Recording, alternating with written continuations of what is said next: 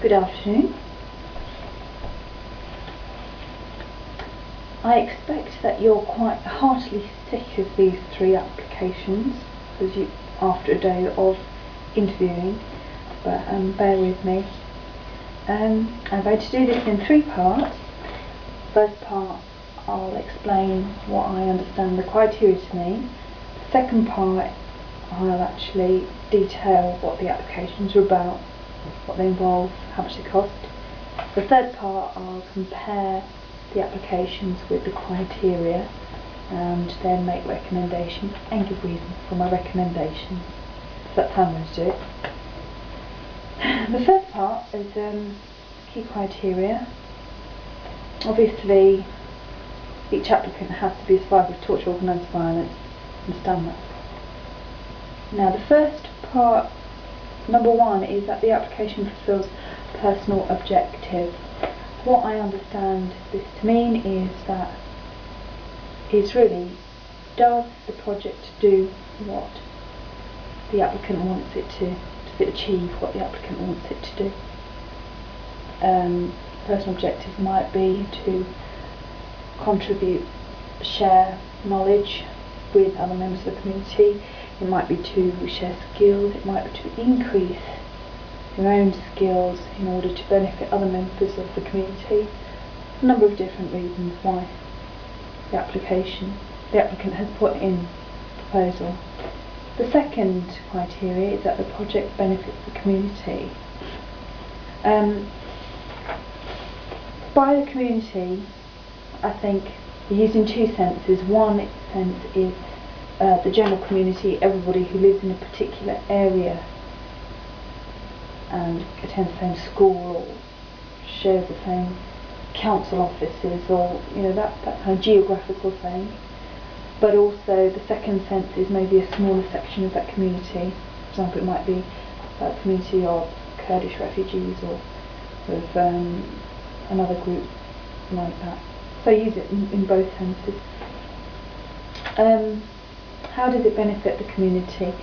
It can be in a number of ways. It could be by providing a resource, somewhere to go, an item that people in the community can borrow or use or share. It could be, you can benefit the community by training individuals, by increasing the knowledge base, the skill base. You can benefit the community by bringing resources into the community in the form of additional funding, or enabling people in the community to actually apply for money, or making them aware that they're entitled to different money. So there's a number of different ways. The other, I think, ways that a community can benefit, it is in your assessment framework. It's things like breaking down barriers, improving communication. Basically, the more contact that members of the community have with each other, the better. Anything that increases that, within reason, anything that increases that is of benefit to the community. So it's quite a broad category, I'd say. The third criteria is that the project has clearly defined realistic goals, reasonable timetable, which you see in 6 months to 1 year. That's evident, that's very clear. That they measurable outputs for the community. Okay, now what I understand there is that you're asking for something that's quantifiable, that you can identify as having changed as a result of the project taking place.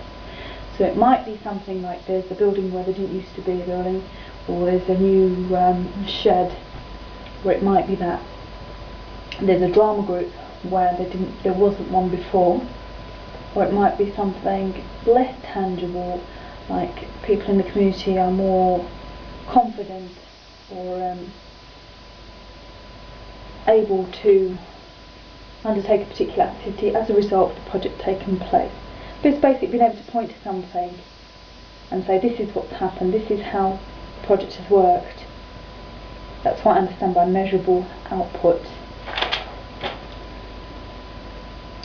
The 5th criteria, the applicant has no other source of funds for the scheme. What you're asking me there is about my awareness of other types of funds other charities, trusts, resources that are available. Number 6, the work with the community reduces the barriers of exclusion and or improves the quality of life or improves communication understanding. I think I'll talk briefly about exclusion. Exclusion is usually covert. It's about not being part, it's about being disenfranchised or isolated. Not overtly, not statedly, if you like. Somebody said you're not included. It's more about just not being part, not feeling part, not belonging to community. And it could be caused by a number of different reasons. It could be poverty, it could be race, it could be not being able to access something.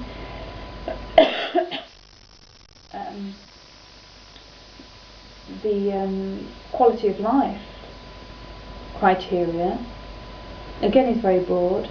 Quality of life is made up of a number of different factors to do with things like being able to afford basic things, to having a nicer environment, to having a clean environment.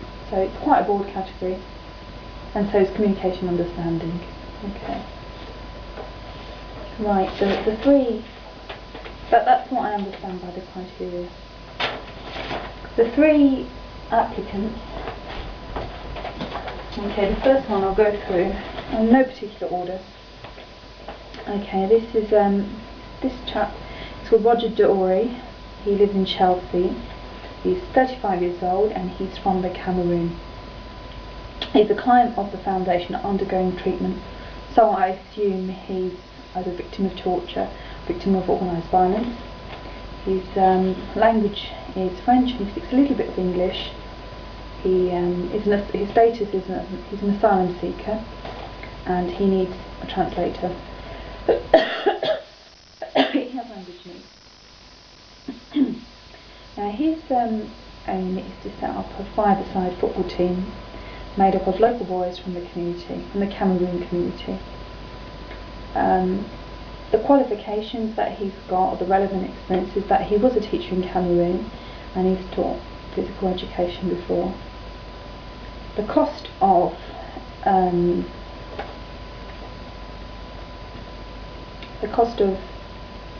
the project is in total 3,000 €.